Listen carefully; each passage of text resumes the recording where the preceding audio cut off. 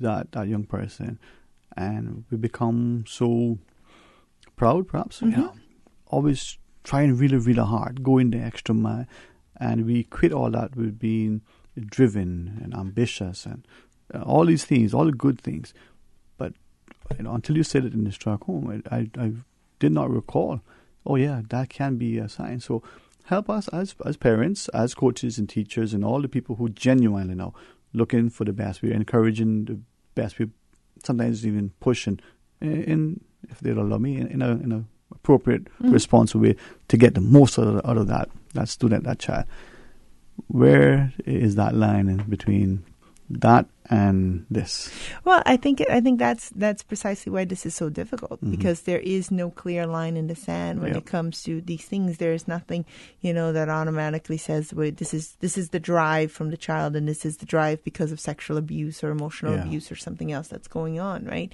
But I think it's about the same way, like the pendulum can swing in both directions, in both extremes.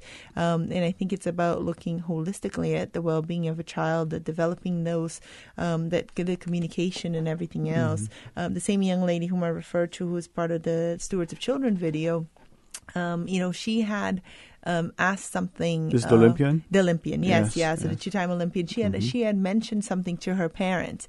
She said, I asked them this question about the male anatomy, but they kind of, thought that maybe I had seen like a little boy naked or someone in her class, so she was little as well. And it's just like, so they made an assumption about where exactly she got that information from, or why it is that was driving her. Right. So it's about, the communication, and it's about having, those things and checking in with kids. And I think it's not just necessarily when it comes to sort of the worst case scenario, which is, abuse, child abuse, but also in general, like being more mindful when it comes to mental health of children as well. And if we start looking at it from that perspective, because it's just like, they're the kids whom you see and who are, like you said, in terms of being driven and everything else. I was the type of kid that, I used to mope around the house if I got, an A-, and my mother would be like, oh my God, because like I was just a hardcore nerd, and it was just like, oh, I can't believe this.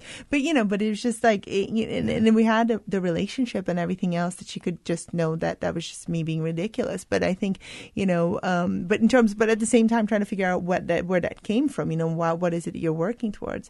So that's why it becomes so difficult, and it's just like. I appreciate you sharing that with us, because I think sometimes as parents, we encourage that, we may be, let's say, the coach, and we might say to, the football player, wow, man, you're driven, you're so tenacious, and we get that child just, every time we want that child on our team, because we're going to get 100% no matter what. Might be the best player.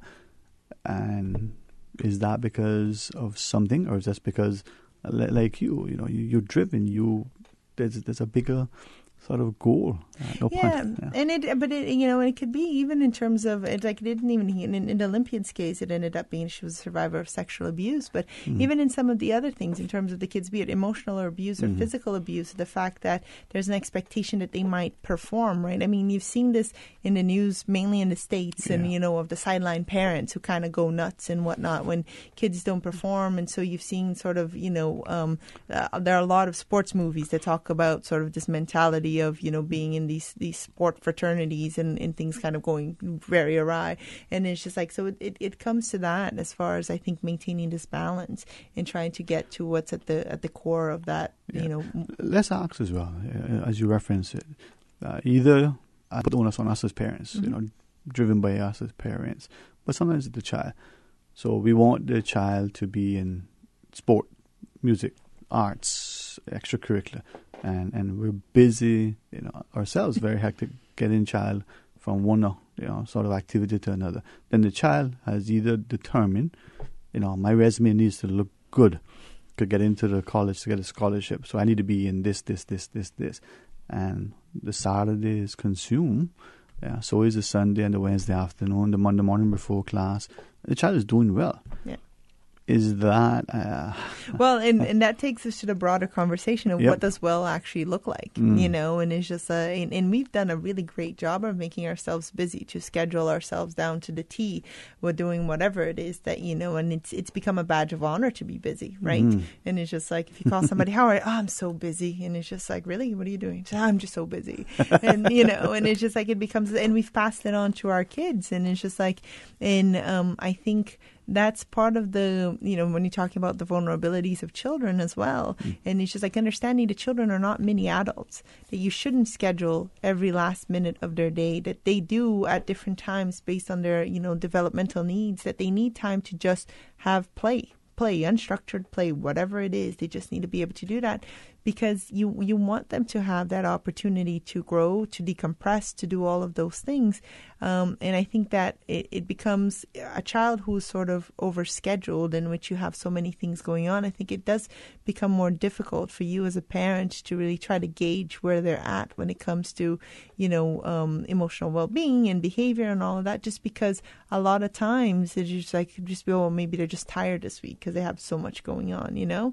So I think it's about kind of looking at it and trying to find a balance, because we do also worry for our kids. I mean, the 10,000 things that you worry about once you have kids, but you worry about their, you know, their marketability like down the line, right? Yeah. And, you know, the schools that they're getting into, and how's this preparing them for whatever they're going to do so that they have the best shot. But we don't focus enough in terms of trying to figure out that our individual children are going to have individual needs. So you might have two kids, and one of them might do really well academically. The other one might have different strengths in, you know, something in the arts or something else. And rather than trying to pigeonhole them into these things, give yourself some time as well, just for them to be kids. Wow. So I think it's one of those things that, like I said, you know, and that's why it makes it even harder for us to recognize this notion of overachievement as a potential response to a traumatic experience like child sexual abuse. You know, as a parent, something that I adopted, you know, take time deliberately to do nothing with your family. What was the last time we went? Just running around the yard or on the beach somewhere. Yeah, do nothing, but just deliberately schedule, you know, and do nothing. We are so busy, right, that maybe we need to schedule in some do nothing time. Absolutely. It's good for the parents too, trust me. Absolutely, yeah. All right, here we go. We'll find a break for this segment. 1-800-534-8255. When we come back, Ms. Carolina Ferreira will wrap things up for us. So please stay tuned for Talk Today. Babe, not tonight. I need to be rested for all-day meetings tomorrow. What are you talking about? I was almost asleep. You keep poking me, and I can't sleep. That's the mattress spring I keep telling you about. Not me. We really need to get a new mattress. Tossing and turning, back hurting, can't sleep? It might be time to turn in your old mattress and go to bed with a new one. Browse the huge mattress showroom at Brand Source Home Gallery and pick the perfect mattress today. With mattresses to suit every budget, Brand Source Home Gallery stocks a wide selection of sizes and styles like Pillow Top and gel memory foam. So stop tossing and turning and sleep better tonight with a new mattress from Brand Source Home Gallery, Dorsey Drive, Industrial Park. The Chamber of Commerce Business Excellence Awards are back. Saturday, October 27th at the Ritz-Carlton. Join in as we honor the contributions of the Cayman business community, celebrate the lifetime achievements of an outstanding business leader, and enjoy live musical entertainment. The Business Excellence Awards are proudly sponsored by the Ministry of Commerce, Brit-K, Caribbean Alliance, Coldwell Banker, Yellow Media Group, and more. Visit businessexcellenceawards.ky for more info. The Business Excellence Awards, Saturday, October 27th. For tickets, call 743-9129.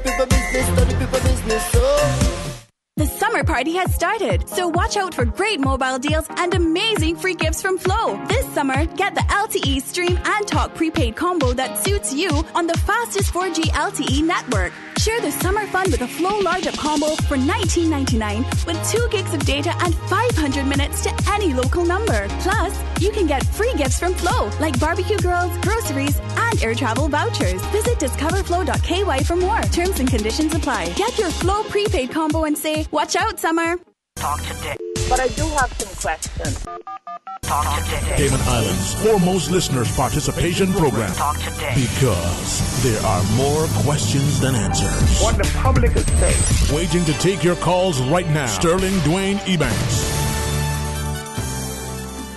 Hey, good afternoon. Welcome back to Talk Today. Thanks for joining us. And if you wish to, continue our discussion and want to participate for the next remaining minutes with the good company of Ms. Carlina Ferreira as part of our Protection Starts here, certainly do so. 949-8037 or toll free at 1-800-534-8255. Let me check the WhatsApp to see if, Mr. Fox has requested the lunch order. Nope, not yet. Just in case, 925-3261. 925-3261 is our WhatsApp, so you can use that as well. And this idea of reporting abuse and the potential barriers to reporting, sometimes self-imposed, sometimes just, we're not sure how we're going to get involved. And boy, that could be costing. We could lose friends and people could look at us as busybodies and nosy or whatever. Little things like that consciously and unconsciously. Yeah, and I think that's why it's important for us as part of, we talk about society as something we're not a part of, but we are. Yeah. And, talking about this notion of trying to create support systems when it comes to, within our organizations that are providing services to young people, to ensure that once a person makes a report or, a report is necessary, that you have the support systems for those people who are making reports as well. And I think it becomes more of those as more and more people begin to feel more confident when it comes to, to fulfilling those requirements in law or, just like in terms of doing the right thing for those who may not necessarily be mandated. But, I think it just becomes one of those things where it is that it's not so much about making the accusation. It's not so much about getting people in trouble, but rather making a request for a service so that a child or a family can get support that they need, And if it is, by all means, the worst case scenario, if abuse is in fact taking place, then, what you've done is shorten the amount of time in which that child is exposed to that, so I think it's one of those things that it's important for us to recognize that it's going to be a shift in our culture, and a positive shift in our culture. We're seeing now more increase in terms of the reporting numbers, and I'm sure Kevin would be happy to share those with you. But it's not doesn't necessarily mean that there are more instances of abuse, but rather that we're breaking the silence around it, and that's something that we need to look as a positive as well. And the thing, what if it was you? Would you not have wanted someone to intervene? In the testimonials and those videos you shared, to the young child, the young girl. I mean, she thinks this help is on the way. Yeah. And then it's not, and you think about it in terms of, and I think even for us, when we look as adults, we put ourselves in, it's like who have children or children that we love and we care about. What if it was a child that you love, your child, or a child that you love and you cared about, and for whatever reason, because I think part of the reason why it's so difficult for parents and other adults that care for children to accept that these things have happened to a child, especially when it comes to sexual abuse, is because we feel guilty for the fact that we may have missed it. Like you were saying before, for the fact that I drove him to this place where this horrible thing happened, right? And, so it's just like we get so caught up in that guilt and whatnot, like, no, this couldn't happen. And, we try to be like, no, it's like, because it means that there's a failure on my part somehow. And, and I think it's one of those things where those are the kinds, that fear, if it's enough to paralyze you from doing the right thing, if it's enough to paralyze you from believing the child that has disclosed, it's like that fear becomes a tool for the perpetrator, in terms of like it's something that they can use, and when it comes to that, and I think that's what we need to acknowledge the fact that there are people who go out of their way to do harmful things to children. Sometimes they are people whom we know and love. There are family members. There are people that we welcome into our homes. And, and it's just like, and as much as we, we can do our best and whatnot, and someone might still slip through the net, like something might still happen. And it's just like you can only, someone willfully would be looking to do that. And I think that there's that guilt that comes from that really debilitates us as parents, But again, it is just like, God forbid, if whatever it is that there's, and I think that's where the notion of the village comes into play. Of, so at least if, mom or dad are super busy, there are other things that are going on and whatnot, the safety net then comes from, that teacher at school, that, that youth worker or, provider, that NGO that does something else, or like someone else to just basically say, hey, this is odd. But that's part of the problem, though. I think that we are, you know what, I'll say it and you tell me if it's appropriate, right? we're abdicating our responsibility as parent, as teacher, as NGO, as church group, as whatever, because somebody else is going to do it. We ourselves are probably busy, but we don't want to make waves. And when we go, respectfully, I'll use the school, for instance, because that's where our children are, for the most part, most of their waking lives, from what we're told. Yeah. I see that school are engaged in a school-sanctioned, supervised activity. Now, as parents, are we involved with the PTA? Are we at our schools, meeting with our teachers? Are we holding everybody accountable as we are prepared to be held accountable?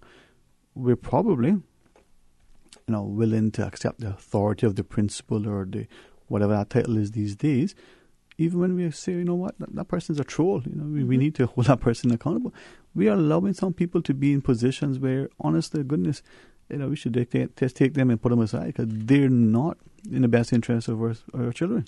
Absolutely. No, I do agree with that. And I do think it's one of those things that, in terms of trying to find a middle ground. And I think it's one of those things that, we need to look at the context that we are operating in, because things have gotten more difficult, and it's just like, it's a knock-on effect, right? And it's just like, it's like I sit down and I'll listen to this show and other shows where people are talking about the importances of the economy and all that stuff. It's like child sexual abuse is connected to every aspect of our lives. Child safety, yeah. And it's just like, so if you're talking about child protection, if you're talking about investing in, in just like protective measures and whatnot, it's not just about, making sure that those kids ages 0 to 17 and 11 months and whatnot are safe, but it's also about the fact that, if you are reducing these adverse childhood experiences, you are making a stronger community, you're getting stronger citizens who are then more productive, and you're not dealing with absenteeism and all those things that then become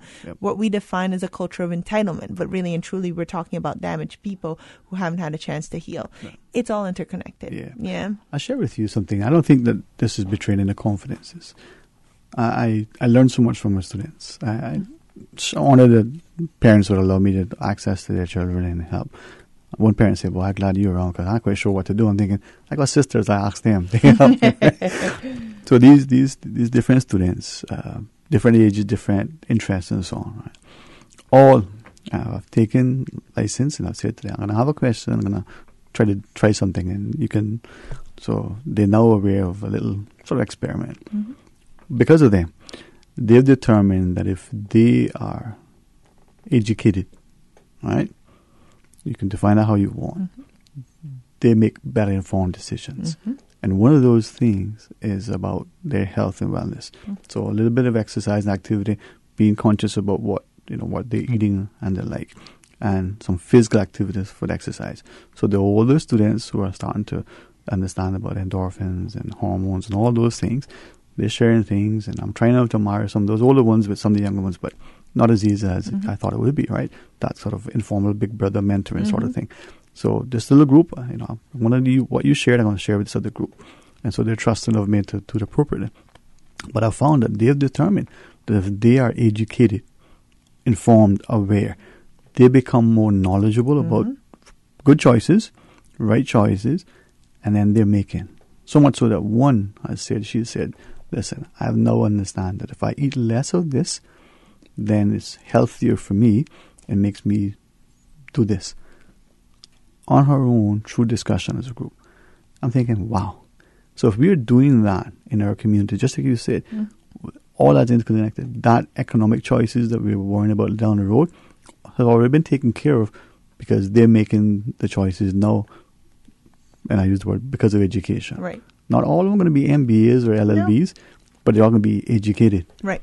And they need to be able to have the space to come to that conclusion. They need to have the space. And if a child is worried about whether or not, somebody's going to beat the crap out of them, or if somebody's going to come into their room, or if whether or not they're going to get something to eat today or whatnot, they're not going to have the wherewithal to come and put those two things together, because that then not become a priority. It's not a priority. Their survival and safety is a priority. Exactly. Yeah. So I think it's just like, and I think that's where we need to acknowledge the fact that we need to create the space for young people to grow and develop and whatnot and get to those conclusions. And in order to do that, it falls on us as adults to take on the responsibility for child protection. Yeah. So, and it's like I said, it's our responsibility. Child protection, keeping kids safe is our responsibility as adults, independently of whether we have kids or not, because, and it's just like that's going to be another person that might need additional services somewhere down the line. It could be an employee that's not showing up to work. Heck, it could even be the person who's breaking into your house. Yep. And it's just like, and you can't separate it from the rest of us. This is not someone else's problem. As you say that, now I'm thinking that maybe I owe another adult an apology. And I say this publicly because it's one of the few things where I don't really don't think, about anything else other than the child. Mm-hmm. So as adults, we're obligated to make that child safe. Not give the child away, not allow the child to just run freely and do what the child wants, by no means. But if that environment isn't conducive to the child feeling safe, feeling able to share something, then what are we doing? And that environment needs to be the classroom, the home, the church group, the football field. Now, you're going to do your homework and you're going to come to class. Fair enough. But you're going to do so and we're going to love on you and so on, right? And not just in words. I may share something with you, but let's go to the phones because there's a caller. Good afternoon and welcome. You're on Talk Today. You're laughing again today, boy. Laughter, if you're not that tall, they say laugh, you might actually appear tall. Oh, yeah, man. How are you, sir? At least it might appear kind of big. Laugh kind of hard. I want to talk about, I heard a commercial. Yes, sir? Yes, sir. I heard a commercial that just went off. I want to talk about child sexual abuse or something today, right? Mm-hmm. But I just heard a commercial just went off where a woman is telling somebody, say, babe, not tonight. And he said, what are you talking about? Yeah. He keep poking me, said, that's spring. Mm-hmm. But I think little children can kind of, they've been watching movies and watching different things for a little while. Even when they're 5 or 10 years old, they've got a lot of cope with this stuff because most of the movies, sex is really a prominent feature in these things. So you're thinking, I don't want to lead, what lawyers would ask a leading question, but your view of that commercial, that radio ad that we just played and we played often, might be the most appropriate thing that we could be playing on Radio Cayman. No, I don't think so. Because to sell a mattress, people use mattress for their activities and for sleeping. Yep. But you don't have to talk about putting these sexual innuendos together to try to sell a mattress. Well, then I heard another one saying, I've been watching you from afar off. Me? No, now you're your sandwich. Or sandwich, as you call them. Yep. And then he explained the sandwich out so nice to her. Yep. Right? And then she said, no, I started to notice you. Yep. This is all about sex, You understand? All these are advertisements because what's happening now? The videos that they're seeing on these YouTubes and stuff is morphing their brains up to think that everything got to be sex. If you want to sell a apron, you got to make it sound sexy. Well, I appreciate you sharing that, sir. You got to make it look sexy. Yep. So this thing about stopping child abuse, I think we need to kind of break down some of these activities that these children is going to. Because when they get into their age where their hormones are tripping them up a little bit or they blossoming, then that's the time. Plenty of people know that that's the time you can put the little things to the child and the child will be entertained by it. Yeah. You understand?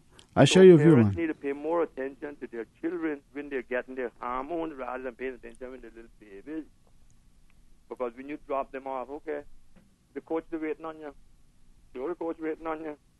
The coach might be a pedophile. And you got many people here that is take little girls from time to 12. This is a program that when the girl gets 12, she is ready to cut. That's like when the honeycomb is ready, you cut it. Well, that's how that goes. And if she reach 16, sometimes they call the girl an elephant or a mule if she not got a baby. So this is putting pressure on this poor child. And then the sports thing builds them up, gets them a lot of energy. The thighs become nice, backside become nice, breast build up and things. So the coach is always touching and telling you, you're going to get in this nice form to, okay, when you're doing this exercise, fix your body. So he's all the time touching and touching and touching. And I heard the woman saying that these touching business can lead to these things. And the old Muslims that say no good, say the touching of the flesh makes the blood boil. You know, as you share, we're not aware of that, right? Cut down the commercials and Yeah, need to cut down the innocent program. That only thing they're innocent, you know. Yeah. But that core has these children all about in the bush, you know. Sleeping all over the place. Yeah. They got to be monitored by bigger men and stuff monitoring them. You got bigger boys and smaller girls in the program. So all these programs that we think they're going to make our children better because our mothers didn't know grew up good enough and they weren't good enough. We're going to make these children see their full potential. We don't have to do all that. The child will know their potential. But we forcing things on children. Sometimes that breaks the brain down and make them go to these things because that will make them feel good then because all this pressure is on them to do this, do that. So they relieve the pressure by doing certain things. So you have a good day and I'm going to keep working, but I'm going to understand you can't just keep sending all these children out. Look at the boy in the States, the Yassar, or his name. You know, I molested about 6 to 7 children coaching for Olympics. Little girl that we watching there, oh, she's so good. She's so good. That time the poor child is dying inside because she's being abused or something. All the coaches abusing the children, woman and man, abusing the children. And football, girls shouldn't play. They called my daughter and said she should come play. Tell me I should buy boots to make my daughter play football. I said, play football? Well, she's a woman. She can be a woman. She's not being a football player. Because football morphs the girls into boys. Listen, man.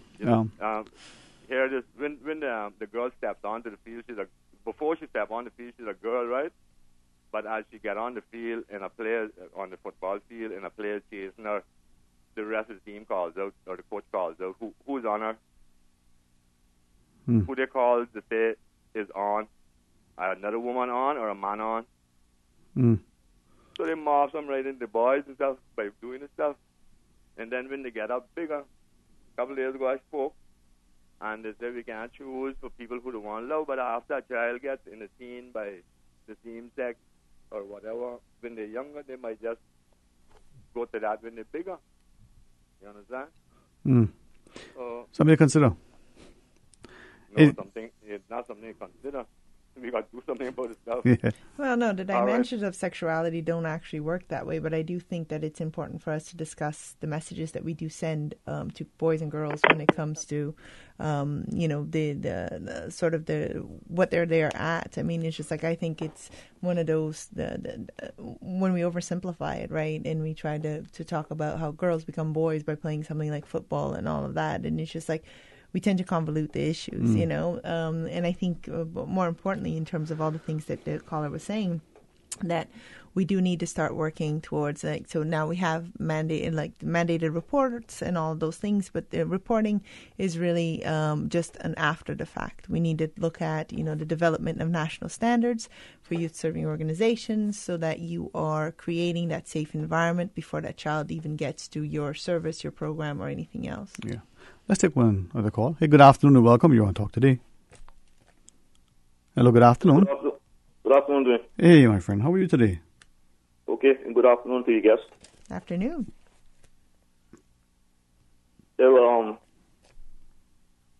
When it comes to Barmanu, there's one thing they have started that I don't agree with. And that is the children's Barmanu. I think that's a decision a human being should be able to decide on their own as they get older. They should not be encouraged by their parents or other elderly people in getting involved in such things, because it leads down the road to the adult Barmanu. We all see what that's all about. Thank you very much. All right. Thank you for sharing. And I know, Miss Carolina, you got other things on, but you're always so willing to, give of yourself and your time and your immense, insight and expertise and experience. So, as a society, the call of prayer share that, in all we do, whether it's the adverts, whether it's the programs, whether we think they're, good and wholesome as they are we involved? Are we actively engaged to ensure that safety and security is there? And are we contributing, right, to the messages that sexualize women, that sexualize girls, that sexualize boys, and it's just like the whole adage of sex sells has been around forever, and we've taken it when it comes to extremes. But it's about trying to figure out who are our intended audiences. There are adult things which are intended to be for adults. The last caller was talking about Bada Banu, and we know that where that leads to. And if you're an adult making a decision when it comes to that, that's something completely different than if you're a child who may or may not be in an inappropriate place or witnessing things that are not appropriate for you. I think it all boils down again to having these discussions, talking about things out a little bit more, and trying to figure out what kind of society it is that we want to be, and putting things in place to ensure that the safety of our children is at the forefront, and that we as adults are doing everything in our power to ensure that they're kept safe. And that's the part that we need to get involved, get informed. That I really appreciate you spending incredible time with us, and the invitation is always there. Maybe in closing, for people who want more information, maybe in the next Dr. Select training, other things, what's the best way to reach out and find out? Sure, yes. You can reach me on 916-1742 or email deputy@redcross.org.ky. Darkness to Light is offered twice a month, every month. We actually still have 2 dates left for the month of September. Tomorrow there is a training. You can call Sam on 925-2251 to see if there are any spaces available. Next week, Tuesday, in the evenings from 6:30 to 9 is the other date for the month of September. October through December dates will be coming out before the end of the month. You can email VRM for Volunteer and Resources Manager at redcross.org.ky for more information. And as always, the trainings are free of cost. We're just limited to 25 persons, and you need to ensure that if you sign up, you show up, or at least you cancel, because there are always a waiting list of people who need to take the course. Well, that's it, man. And thanks very much. And as we continue, hopefully people that we have a role to play, whether we're in an aspect or not, it's on to us. Invite you to have a very enjoyable but safe weekend as well, Ms. Carolina. Thank you very much, sir. All right, to our listeners, let's pause and take a break. When we come back, more talk today. 949-8037. Invite you to call and share your thoughts. Please stay tuned for Talk Today. Did you hear that Vant Motors has your sale going on now? And you get your choice on the money you'll save on your new car or truck? My sale? My choice? Really? Yeah! And they have lots of cars on sale. Some up to $7,000 off. Sounds pretty good. It gets even better. You can choose to take the full discount, or you can get some or all of it as cash back. Extra cash back would be great. Exactly! And you can even use the savings to extend your warranty or service plan, so you'll drive worry-free for years longer. Another good idea. If you want to upgrade with something like a new roof rack or backup camera, you can choose that too. Wow, I get to choose? Yeah, that's why it's your sale, your choice. Going on now at Vant Motors on Walkers Road, while stocks last. Hey, are those new glasses on Will? Yeah, we went to Optical Outlook. Wham, bam, easy exam. Finally an exam he could pass. And we had the glasses the next day. Easiest part of our back-to-school shopping for sure. Book your child's eye exam today at Optical Outlook. Call 746-2020. Save 50% off a complete pair of glasses with any student eye exam. Now extended until September 28th. Come see the difference with Optical Outlook, located in the Caymanian Village. Follow us on Facebook and Instagram. RC Fusion, featuring Billboard's pop hit songs and more from the 70s to the 90s. RC Fusion. Weekdays from 10 a.m. till 12. RC Fusion, brought to you by Merengue Town. Take a walk on the wild side. It's time to feel the rhythm. Time to feel the vibes. It's time for Merengue Town. RC Fusion. RC Fusion. The Chamber of Commerce Business Excellence Awards are back. Saturday, October 27th at the Ritz-Carlton. Join in as we honor the contributions of the Cayman business community, celebrate the lifetime achievements of an outstanding business leader, and enjoy live musical entertainment. The Business Excellence Awards are proudly sponsored by the Ministry of Commerce, Brit-K, Caribbean Alliance, Coldwell Banker, Yellow Media Group, and more. Visit businessexcellenceawards.ky for more info. The Business Excellence Awards, Saturday, October 27th. For tickets, call 743-9129. People business, Come on, let's go. Radio Cayman's Breeze Fusion Walk Run is coming Saturday, November 3rd in Grand Cayman and November 24th in Cayman Brac. Visit CaymanActive.com to register today or stop by Radio Cayman on Elgin Avenue. This year's funds go to benefit the NCVO, the John Gray High School Music Department, and the So-and-So Club of Cayman Brac. Congratulations, it's a boy.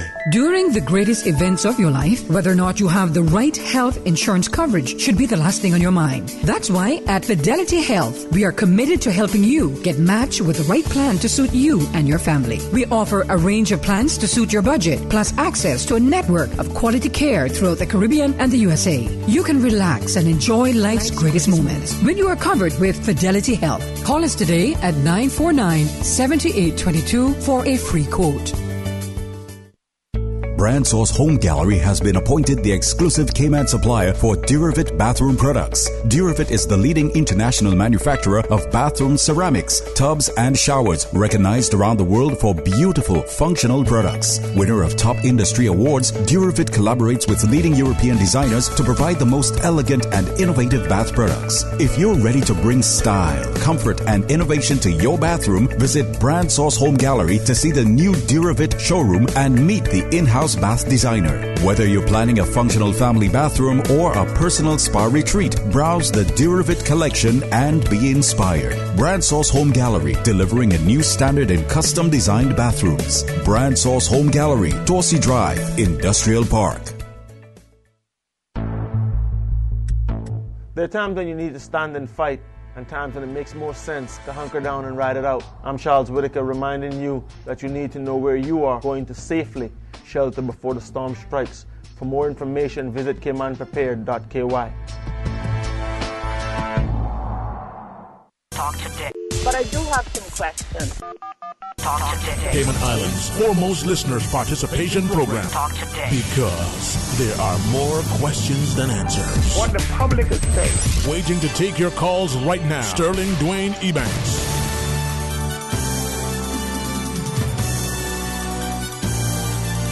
Hey, good afternoon. Welcome back to Talk Today. Thank you for joining us. We'll have some open line, 949-8037.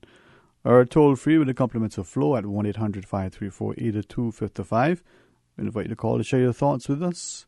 Really appreciate the opportunity to speak, not only with Ms. Carlene Ferreira, but on the MASH group that she represents, or as a part of, I should say.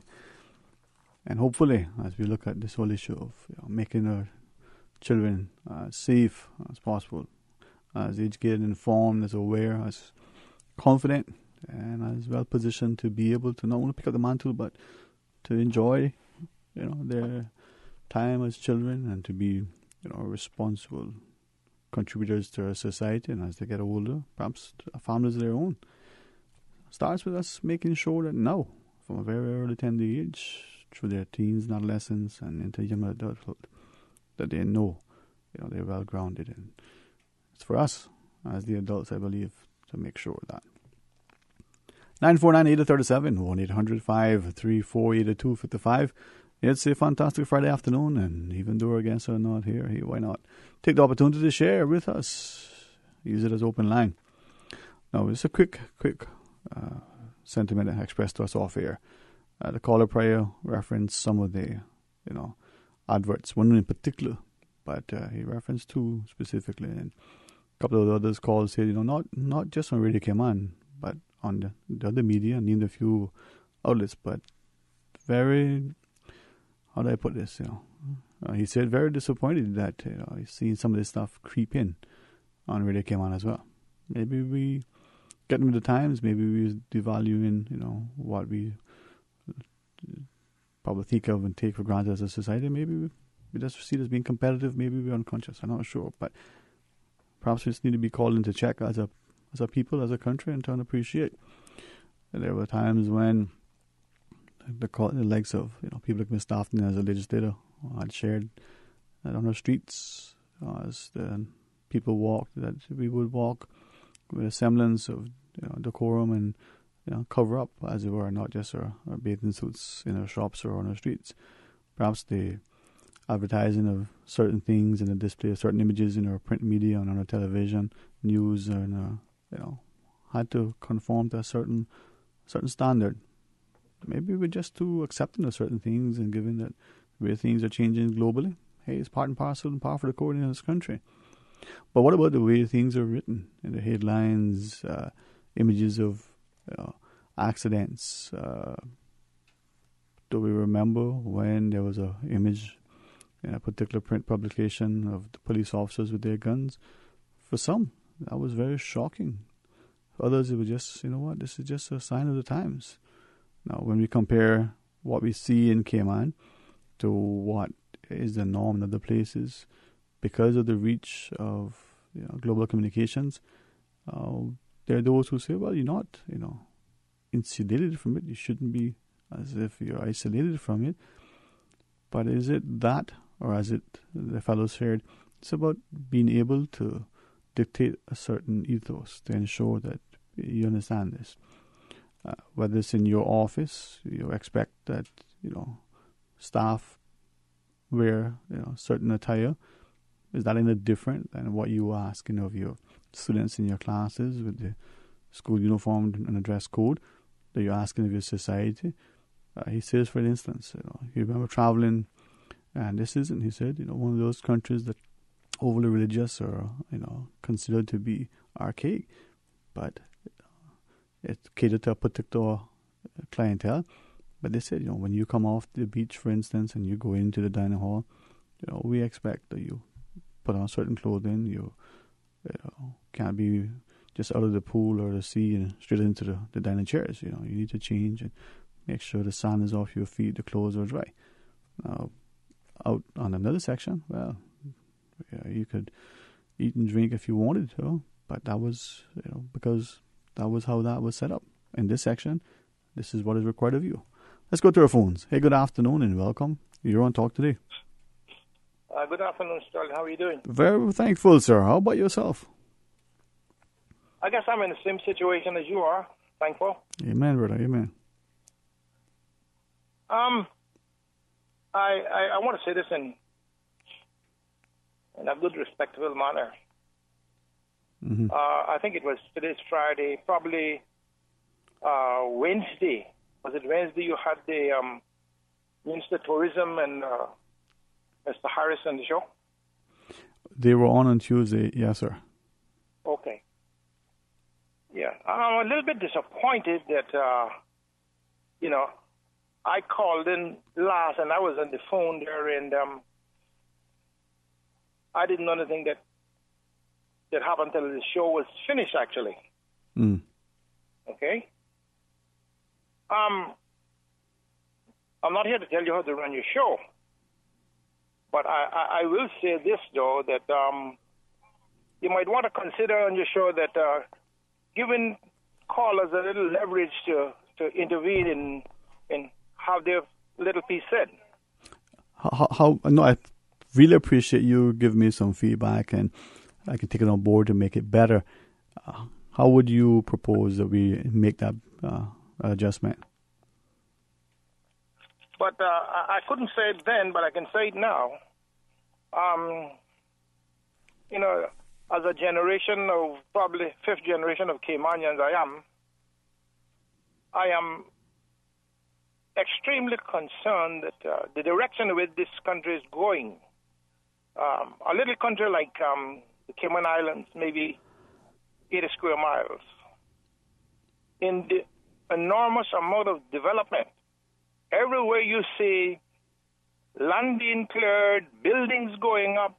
Now they're talking about a cruise ship pier and politicians. Let's say politicians especially. And I ring no back-end bells about that because I don't want to say this. No, I will say what I have to say when I have to say it. the road that I see this country going by, especially politicians on the front line. Visitors coming to this country, my friend, we can only accommodate a certain amount of visitors properly. You're going to bring in thousands and thousands of people here on a daily basis. I am into the tourist industry, and I know what it is. You're going to have more than you have now disgruntled, unhappy tourists who is never going to return to this island. If we thought anything of this island, we would have a character that says to anybody from any walks of life, we will accommodate so much visitors into this island. Those that cannot come, they will have to wait. But you let them believe that we can, observe hundreds of thousands, millions of people into this little island. For what? What are you going to show them? Concrete and more concrete and pavements? All your natural vegetation is being torn up. And definitely. I heard the rumor that they're going to make it like Las Vegas. Without a doubt in my mind, that's what it's going to be like. But they're so forward advanced and they're thinking that nobody can tell them anything, the little man on the street. They got that back home. They're not coming here to see more shops and more gifts and what have you. They come here to see the natural beauty of the island. The amount of construction that's going on in this island is unbelievable, and we're saying, we got to compete with the other countries, and we have to get this dock and so on, or we're not going to be able to do this. Come on, give me a break. I mean, I cannot even think of what to say when I hear them talking about what we need. Everyone that comes in here and apply for a business license, I'm sorry. That's another thing that we should look into. We can only accommodate so much businesses. But no, it's a free enterprise, so you can do a business once the government gets the money. I mean, we're so mixed up into this place. Where we going? Where they think they're going to this little island? We should stop, take a deep breath, and have some public meetings and have the public for input. Where are we going? Not because you are elected into this island that you can take it on your own without having any input from the people. And really, it is really embarrassing, insulting to see that hell or high tide, they're going to do it their way. My friend, time is not on somebody's side, but we'll see about that. I would like sometime when it's convenient to get on your show and have a proper discussion with really how I see things in this island, because we are on our way out. If it continues like this another 5 or 7 years, it will probably be one of the most undesirable places to go. What we have to offer, we are getting rid of that overnight, okay? And those that coming in here because they got money, they're going to do as they like. My friend, I thank you so much for listening to me. Later on, I'll give you a call if it's possible, and we can have a yes, sir. one-to-one discussion, okay? Yes, sir. Thank you, too. Look forward to that. All right, let's take one more call. Good afternoon. You're on Talk Today. Good afternoon, Dwayne. Hey, good afternoon, my friend. How are you today? I'm all right. I'm sorry, yesterday I was talking to you on the phone because the weather maybe given a trouble. Well, it's much better today, and thank you again for accepting our apology. We wanted to hear from you. I was talking about those public transport. Yes, sir. Yes. And I want to make it clear that not all bus drivers are bad or are behaving the same way how 2 or 3 bus drivers behaving. You see, the problem in this country is that some bus drivers think they are what they was doing back home in their own country, they can do here and disrespect people. And I think this is not right. And I want to give the director of the the road authority the number for for that bus who throw that elderly lady out of his bus and, in Bodentown, and he returned to pick passengers because he don't want to drive to North Side. And this lady did make a report to the inspectors, and it seems the inspectors don't have no authority to, to take action or anything. And this behavior of this bus driver whose bus number is 185001, his behavior and attitude, and he caused people bad words, and this can't be continuing. I'm urging Mr. Franz Manderson, the Deputy Governor, the Acting Governor, Honorable Franz Manderson. I'm asking the Honorable Director of Public Transport. I know he did a lot and he's trying his best, and he did put 2 inspectors for North Side and Eastern to watch those buses. But the behavior of 2 or 3 drivers and they want to drop people in Bodentown and return. They don't want, carry people to North Side or something and finish the route. And this can't be continued in this country, and this behavior is making it bad for that certain nationality, because majority, let us be clear and open, not all Jamaicans drivers who drive public buses behave like that. If I look at names like, the lady, the hairstyle lady, she's doing very good. She's, she's doing all kind of nice things, and her behavior is very good. And other people, you see some drivers, they are behaving very good. I respect them for their behavior and the way how they help people and stand with people. But this driver is carrying a elderly lady and throw her in Bodentown, and she going to North Side. And she made a report, and nobody from that transport board yet to take action against this driver. And he is causing people bad word about their mother and the Jamaican bad word against people. That's not nice. Not good behavior. Not a good thing. If he carry tourists and he behave like that, how this country will look?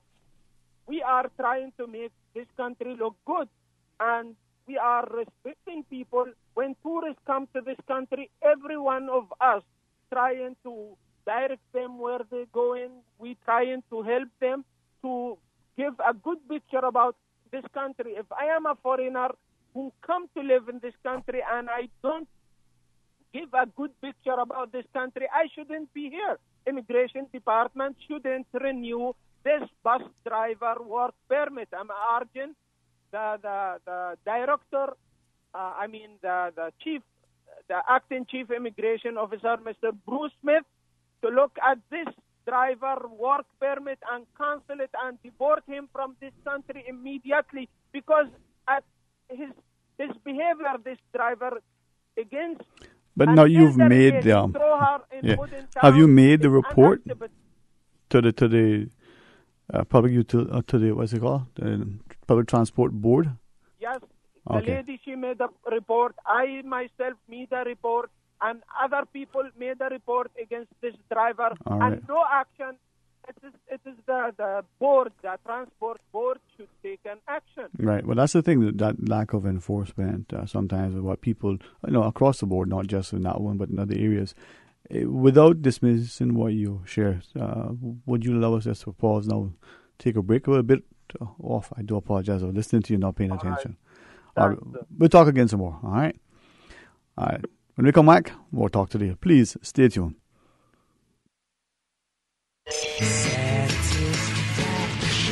Satisfaction is guaranteed 24 hours a day, whether it's music or information. From Grand Cayman to Cayman Brac to Little Cayman, we've got you covered. You ever hear a thing like that? Radio Cayman in the Cayman Islands. Radio Cayman. Headline. Radio Cayman's newsroom. Headline. These are the biggest stories right now. The clock is ticking for folks who'd like to nominate areas around the Cayman Islands for protected status under the National Conservation Law. Saturday will see the close of the annual nomination period, which started back in July. Speaking in Legislative Assembly, Environment Minister the Honourable DWAYNE Seymour told members that 9 areas were identified in 2016, the first year of the program, with several more coming online in 2017, including areas of Barkers, the Cayman Brac Bluff, and the eastern interior of Little Cayman. Nominations for protected areas under Cayman's National Conservation Law must be emailed to conservationcouncil@gov.ky by tomorrow. In news elsewhere, the Mexican government says it continues evaluating a U.S. offer to pay for returning foreign migrants in Mexico to their home countries. Mexico's Interior Department says no agreement has been reached on the offer, which apparently would help take mainly Central American migrants back to their homes. Many use Mexico as a base to attempt crossing the U.S. border. The department did not specify how much the U.S. government has offered. It said only that the government is evaluating the proposal according to applicable laws and in accordance with the priorities of Mexico's own immigration policies. And Paul Manafort's lawyer says the former Trump campaign chairman cut a deal with prosecutors to make sure that his family was able to remain safe and live a good life. Kevin Downing says Manafort of Virginia has accepted responsibility. Manafort agreed to cooperate with the special counsel's Russia probe and pleaded guilty to 2 federal crimes as part of Friday's plea deal. The move allows him to avoid a second criminal trial. He was convicted last month of 8 financial crimes in a separate trial in Virginia. Those are your latest updates from Radio Cayman's newsroom. I'm Shanda Gallego. Radio Cayman, the voice of the Cayman Islands. What's happening in your community? News and information, music and more. You can find us. www.radiocayman.gov.ky. Like us on Facebook and follow us on Twitter. Radio Cayman is your choice, your voice for today's biggest news. Radio Cayman.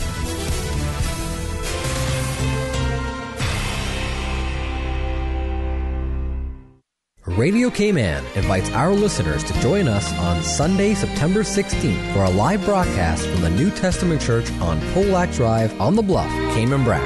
Radio Cayman will bring the local morning worship service to you live starting at 11 a.m. on 89.9 FM and 93.9 on the Brac and Little Cayman. Radio Cayman, celebrating 42 years of service to the people of the Cayman Islands. Talk today. But I do have some questions. Talk today. Cayman Islands' foremost listeners' participation program. Talk today. Because there are more questions than answers. What the public is saying. Waiting to take your calls right now. Sterling Dwayne EBANKS.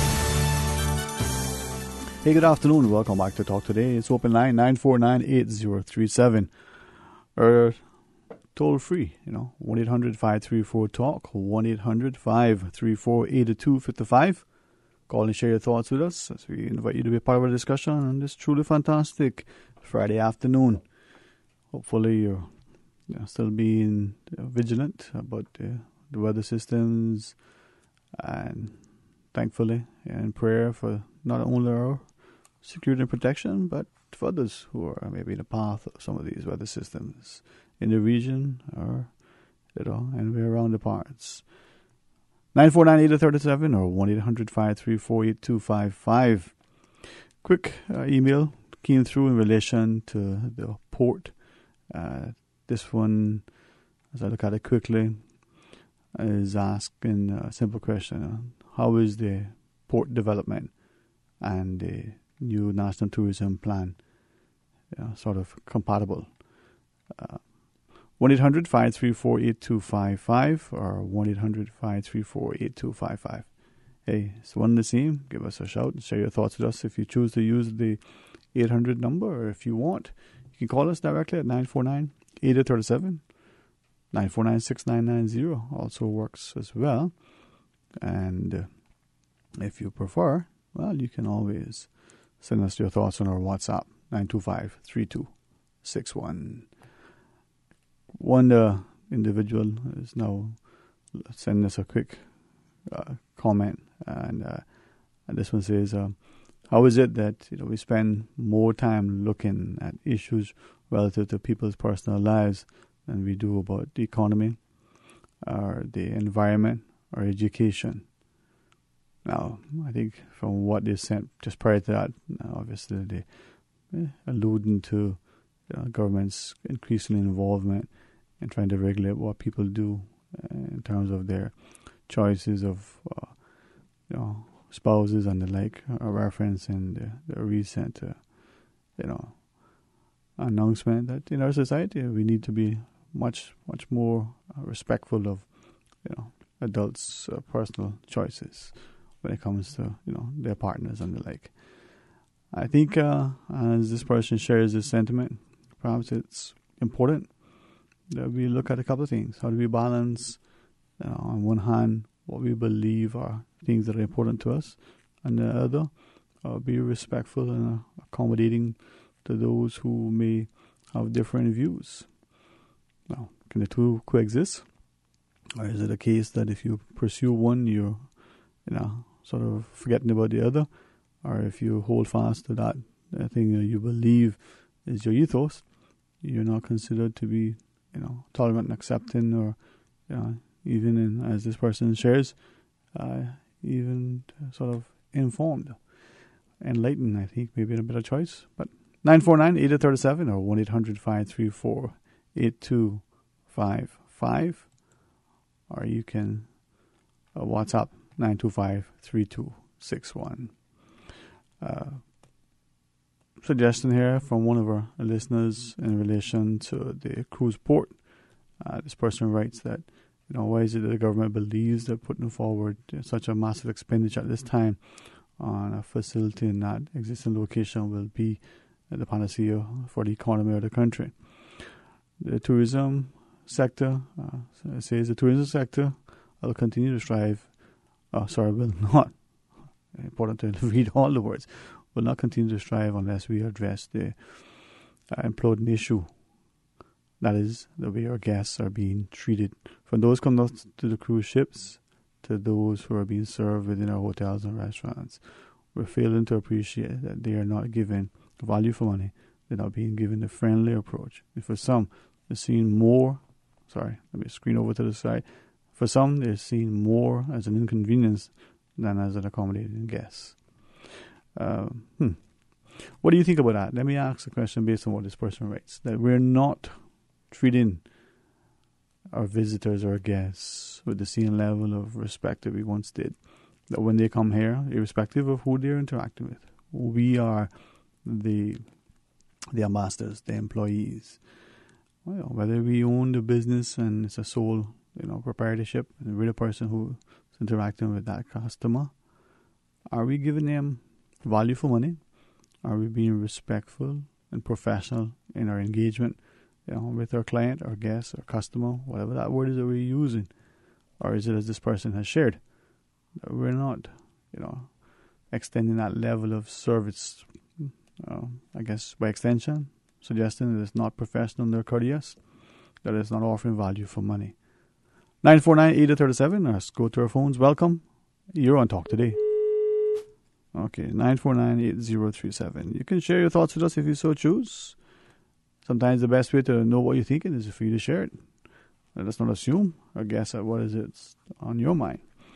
1-800-534-8255. Now, with respect to the port in particular, one young fella shared with me that, as it stands right now, it doesn't really matter to him, whether it's built or not built, whether it's built here or there or anywhere. So what's important is that if you are, as he says, he sees on a daily basis once the cruise ships are in port, if you're connected to that sector, you have to question to what extent we could be doing more to make that experience as they come off the ships and are queuing to go back on, as they're moving about the place, the attractions they go to, how they get there, that is the very best experience. His view is that it isn't. I may share with you some of the thoughts, but let's join this caller. Good afternoon, you're on Talk Today. Good afternoon to you, Sterling Green. Good afternoon. Afternoon, sir. Good to hear from you. Yeah, I know you don't have much time to really talk to anyone else. If you had talk shows all day long like they're doing, some countries, particularly in Canada, you could get a much clearer picture of everyone's ideas. Mm-hmm. But that might not happen here. I don't know. It's a good idea. It shows the interest as you get you a couple of hours on that people have in this, because we don't often get as people to talk to and express themselves about different issues. And we have a country with over 130 nationalities, you understand. So we've got very different points of view, but what we've got to understand is that one point of view must remain dominant. Mm-hmm. It's hard for people to understand and accept that. If we don't do that, then we have lost our people, we have lost our country, we have lost our identity. If we don't let it be known and stand up and let it be known that other countries do it, one-on-one culture and one-on-one people's idea and their beliefs and what we should be doing and what set the standard is the dominant idea. If you're not accepted to this, I say just move on, go somewhere else. And it's hard for people to accept it, but that will have to happen, and that must be the way that we look at things. We have got a lot of advice from people who came to live here, and some of it is very good, some of it very bad. With the iguana thing, for instance, we know we were told not to do this, not to call them. Now we have to call them. We know it's impossible to eradicate them because we would not be willing to face the sacrifice, and it wouldn't be worth it. The only way we can eradicate them would be to destroy their habitat completely. That's how you eradicate them. Who is willing to destroy all the trees, the mangroves, the swamps? We have done a great job in clearing them away, as we know, clearing away all our mangroves and thousands of environmental impact things we have done by just clearing mangroves down. So we have seriously impacted the environment over many years with the dredging in the North Sound, and a lot of Caymanians got jobs out there working on those dredges.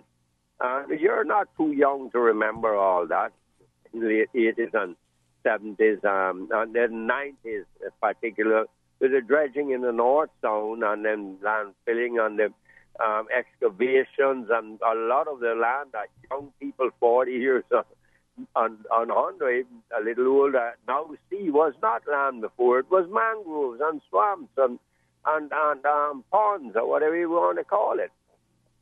But that is reality, and time has moved on, and we say that was bad. Some people then did say so, but and maybe it was, but we have moved on into a different era. It's a very, very, very different Cayman we now live in.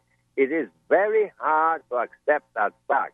For people my age in particular, when we remember the glory days that Caymanians, let's put it, in the late 60s into the late 70s were the glory days for Caymanians. We were in charge, we had the majority, and every Caymanian had a job that needed a job. I don't need to keep repeating that. Those of us my age and even younger can remember all that. But and we can live on those memories. But that's the reality. We're only living on those memories, and it doesn't exist any longer. It's hard to accept that fact.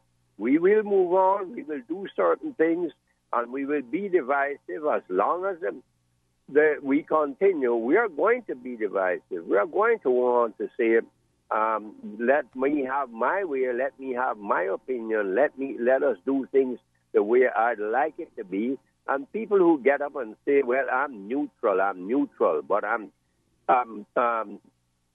starting a petition. How can you start a petition if you're neutral? That's really impossible. So I don't like for people to say those things. Just say that I'm against or I'm for. Because when you have immediately lost my attention and my trust in you as what you say, because you cannot be neutral and start a petition. You can't be. I can't see that. I can't understand that. And I've never met a person who is active in their society and that is in a neutral situation. I've never met that, and I myself I will never be neutral on certain things. I will stand for something. I cannot say publicly many things, how I feel about a lot of things, but for certain reasons. But privately I can say to people and I can give the impression of where I stand. But people are going around saying, I'm neutral, but never speak anything about the opposing point of view, never show any good reasoning or any reason why others have an opposing point of view to what they're saying. But you're saying, I'm neutral, I'm starting a petition, but I'm neutral. How can that be? For God's sake, let us just be truthful and still believe in our people that we're civilized enough to understand the other person's point of view, that we'll still be friends and so forth, but we might take a different view on things. Let us face facts. Anything that we do to further the progress in our islands will have some effect and impact on our environment. To think otherwise is plain stupidity and unreality. If I could ask you, though. It won't be that way. Yeah. Yes, Pick up on what you shared. Two things. Do you think that people can have, as you shared, different opinions, certainly engage in heated discourse amongst themselves? One's on one side, one's on the other. Do so objectively and still remain civil, even cordial, and even friends, even though they have, polar opposite. Huh? It's possible. But what we create when we do things and when we shout down other people and when we say, this is the way, look at this is destroying this is destroying that, this, you don't say, well, it'll provide jobs for Caymanians. We did that with the dredging. Right. We provide, a lot of Caymanians were employed by those dredges, I can tell you that. Right. A lot worked with it. Fair enough. But let me agree with it or not. Whether what would be the outcome, but this is reality. Mm-hmm. Our people. But let me ask you one other thing then. We are the endangered species here, not the coral, not the mangroves. No. It's sad. Right. We'll come back to the work section. But let me ask you one thing in relation to your sentiment that people can't be neutral and advocate for something. No, you can't. Okay. You cannot. Take an example. It's impossible. I hear you. Do you think then that whether an individual or an organization seeing that an issue, whether it's the port, whether it's education, or whether it's whatever it is that they say, well, listen, this thing isn't. Maybe we'll call it a think tank, for instance. I don't believe in that word. It was a new word. Fair enough. But do you think that those sites, in those instances, that individuals or organizations like that would be able to say, this thing is sufficiently important and confusing that people are unaware of, the pros and cons. So in order to get, the whole thing fleshed out, that would be important to do this thing so that they're bringing forward as part of their public education exercise an opportunity for town hall meetings or referendum or some sort of discussion. Without what you're saying. Without they themselves necessarily being for or against. They just want it to come forward because that's their mandate. I just said to you, DWAYNE, we're human. Right. I'm a good bit older than you. Yes, sir. It does not happen that way.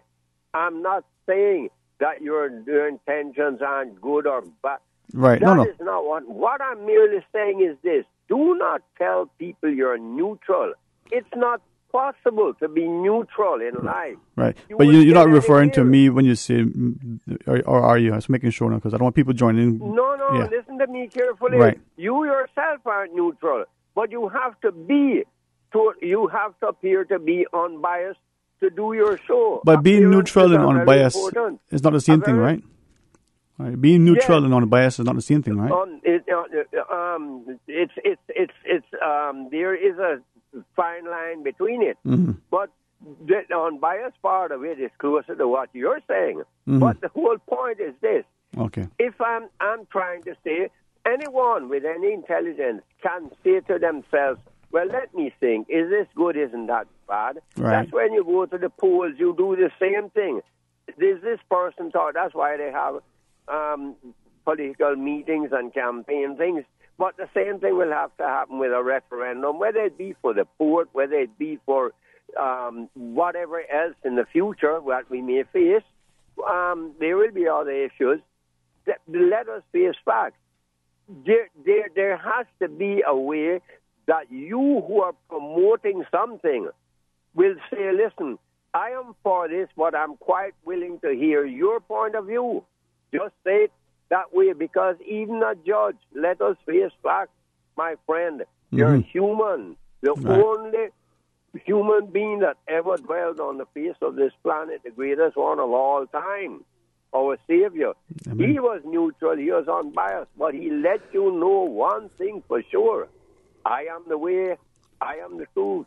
No one cometh unto the Father but by me. He let you know that who he was and the way that you should get to heaven. No other way, not Muhammad, not Buddhist, not Confucius, none of those Islamic guys or whoever it is you want to put there. Anybody, not Moses, not this by me. So that's what he said. So that was the only kind of neutral thing, but he did make his point of view and make himself known where he stood. And it's the same thing with people going about. If you're running for election and you tolerate everybody else, when you're elected, you have to act for everybody in your 19 districts, each person in their district of 19. But you still must have a bias towards certain things. You believe that this is what should be. Whether it's right or wrong, then you try to prove it to the people by talking to them. If you would allow me to ask you, please. Yes, go ahead, sir. You've always... No, not at all. No, man. You bring incredible insight into things. And you said this just the other day, and I didn't pick up on it. You had said, in the past, people would call you, Mr. Referendum, the referendum man. Now, for those who are listening and reflecting on that, to say, well, you're not, no longer singing from that same hymnal. I'm not saying that I don't believe in referendum. That would be ludicrous. No. In this instance, a referendum. Yeah. It's not on issues. It's on persons. What the persons have issues. But it's the same thing. It's a referendum. Right. But that's in this instance, though, the government, could our government, as they are now constituted, conceivably say that they have a mandate with respect to the port, or is this an issue that is perhaps one that may be necessary to go to the referendum in order to get a better perspective of what the electorate thinks about the port? Is the government, we had an election, we elected a government. That's the only way you can have the results of an election must show on a majority. Right. We may be on the minority side, but we have to accept and appreciate if that happens. I'm not saying what side I'm on. That's not for me to say. No, sir. We're not going to ask that either. Publicly. Right. It doesn't really matter in the long course of things. We must support our government. But do they have a mandate to say, well, we have to have a referendum? I do not think so. I don't think the Constitution calls for that. What we can do is go to the persons, people, and explain, because people is the single and plural thing anyhow, one person, one people, two people. And explain to them what our ideas are. This is it. This is what we spend. This is what we hope to spend. This is what seems to be the problem with people. Explain. This is it, and you can make your decision then. Tell your representative no. In meetings, this is not a big place, and it's now split up into 19. Each member of the 19 constituencies that is in charge can say, this is what we think should be done. What do you think? This is what I think. This is what the government says. The government can come on, give them the information, and go and tell them if they think it's lacking information. It can be done. The referendum is a divisive thing. That's all I said, and no one can deny that. It's like elections. We divide the people. You're on this side, I'm on this side. And so forth. You're for this, I'm for that. And we have to campaign, is this, is this that? It takes time. You have to verify all those petition signatures, and everybody should go and sign the petition if they feel like it's your democratic privilege. As most democracies we are allowed, being a subservient democracy as a crown colony. We are subservient. The British step in and they can change our constitution. We all know that. Let's not talk about that now. But we can decide, yes, let's sign petitions. But tell the truth. Just say, I am for this, I'm for that. But we're having a petition. You have your right to say yes or no. You have your right to say, yes, I want a referendum, and I'll decide at the polls, just like in an election, I will vote who I want to vote for. I vote which side issues on. Because we're talking about, for instance, we say we don't want any open registry for companies. You shouldn't know, the public shouldn't know who are in charge of these companies, who get the benefits of these companies. And yet we're asking people, and we're saying to them, you need to know who is in charge, who is doing this, who is that. We do not know who has earned businesses here. We can't know because we say we don't want the people to know. We don't know who it is that owns businesses. It's part. We don't want them to know. Let's say so. You understand what I'm saying now? But then we're asking the people, yes, we want you to get up and say, share this information with us, share that information with us.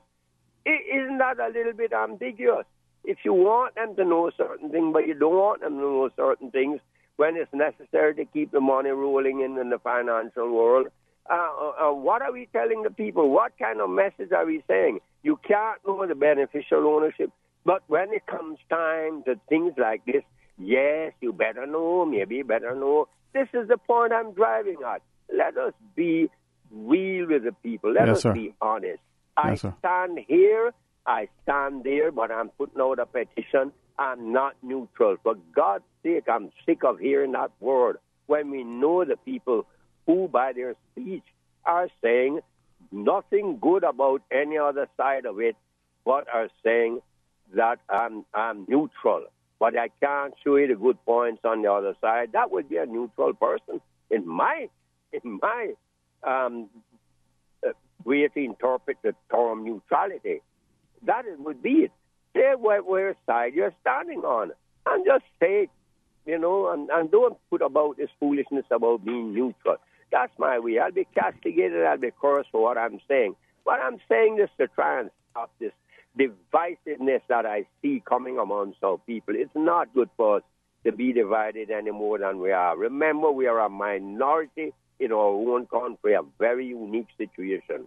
Have a wonderful afternoon. Thank you for giving me the time to say what I just said. I thought it was very necessary. Well, thank you for sharing with us, sir. Thank you. All right, pause and take final break. We'll come back. Let's see where it takes us. Stay tuned for Talk Today. Congratulations, it's a boy. During the greatest events of your life, whether or not you have the right health insurance coverage should be the last thing on your mind. That's why at Fidelity Health, we are committed to helping you get matched with the right plan to suit you and your family. We offer a range of plans to suit your budget, plus access to a network of quality care throughout the Caribbean and the USA. You can relax and enjoy life's greatest moments when you are covered with Fidelity Health. Call us today at 949-7822 for a free quote. At Seaboard Marine, customers often ask us questions about their shipments. Hi, I'm thinking of buying a car from the States. Which port do you ship out of? Hi, we ship out of Miami, Houston, and Brooklyn. Just let us know your port of choice and we can provide you with a quotation and answer any questions you may have on insuring and protecting your vehicle during its journey. Shipping shore to shore, Seaboard. The magic power of the four elements, earth, fire, wind, and water, will be released this Saturday, September 15th from 3 to 6 at the Truman Bodden Sports Field. Join Roseanne, Natasha, Kelsey, and Zorina as they compete in the sports segment of the Miss World competition. Entry is free, but the fun is unlimited as you cheer on your favorite contestant. Join the fun this Saturday for the sports segment of the Miss World Cayman Islands. Gates open for 3 and admission is free. Tune in to Talk Today for the Celebrate Cayman giveaway contest. Celebrate Cayman is a national celebration of our culture, history, and community as we commemorate the 60th anniversary of our coat of arms. From August 27th to September 26th, Talk Today will be giving away daily prize bags for our resident history buffs. How well do you really know your Cayman history? Test your skills on Talk Today. You're invited to the official campaign office opening for Kenneth Bryant, Thursday, July 14th, 71 Crown Plaza, formerly Trinity Square, Unit 6. Food, drinks, music, all provided. Hosted by Quincy Brown. Everyone's invited from 7 p.m. for Kenneth Bryant's campaign office grand opening. Spread the word. Bring your friends. Bring your neighbors. But I do have some questions. Talk today. Cayman Islands' foremost listeners' participation program. Talk today. Because there are more questions than answers. What the public is saying. Waiting to take your calls right now. Sterling Dwayne EBANKS. Hey, good afternoon. Welcome back. Thank you so much for joining us here on this fantastic Friday edition of Talk Today. Invite you to certainly be a part of our continued programming as we want you to continually be a part of what Radio Cayman has to offer. Hey, Monday morning, join me, start calling in the morning for the record. Of course, be part of our Talk Today right after the midday news and midday meditation. Have a very blessed, safe, productive, and engaging, involved, informed, active, safe, and blessed weekend. There are other systems out there, so be in prayer for those who are in this path. Be prepared. Don't panic, but prepare. And until Monday, be blessed.